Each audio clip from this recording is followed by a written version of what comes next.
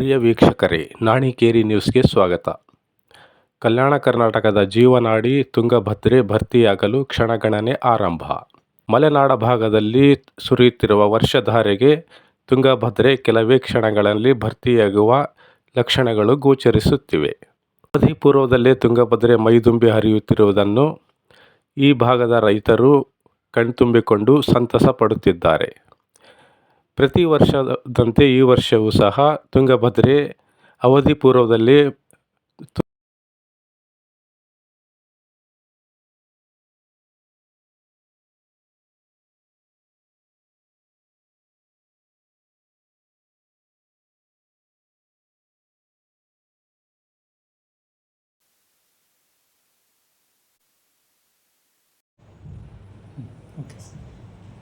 ಈಗಾಗಲೇ ಮಲೆನಾಡಲ್ಲಿ ಮಳೆಯ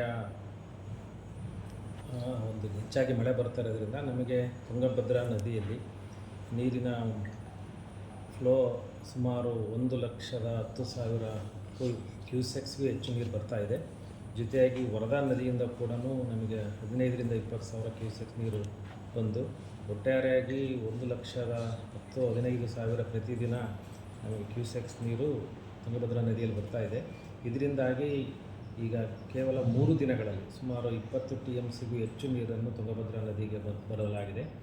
ಈಗ ಪ್ರತಿದಿನ ನಮಗೆ 1,10,000 ಈ ರೀತಿ ಕ್ಯೂಸೆಕ್ಸ್ ನೀರು ಬಂದಾಗ ಸುಮಾರು 10ರಿಂದ 11 TMC ನೀರು ಒಂದೇ ದಿನದಲ್ಲಿ ಸಂಗ್ರಹಣ ಆಗ್ತಾಯಿದೆ.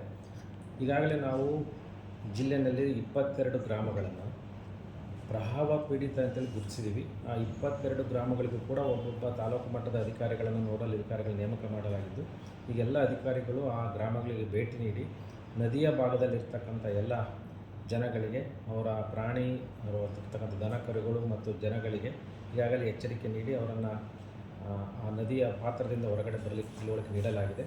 ಮುಂದುವರೆದು ನಮಗೆ ಇಂದಿನ ಒಂದು ಮಾಹಿತಿ ಪ್ರಕಾರ ಸುಮಾರು 3,50,000ಕ್ಕೂ ಹೆಚ್ಚು ಕ್ಯೂಸೆಕ್ಸ್ ನದಿಯಲ್ಲಿ ನೀರು ಹರಿದಾಗ ಮಾತ್ರ ಕೆಲವು ಗ್ರಾಮಗಳಿಗೆ ಪ್ರವಾಹವಾಗಿದ್ದು ಈ ಹಿಂದೆ ಕಂಡು ಬಂದಿದೆ.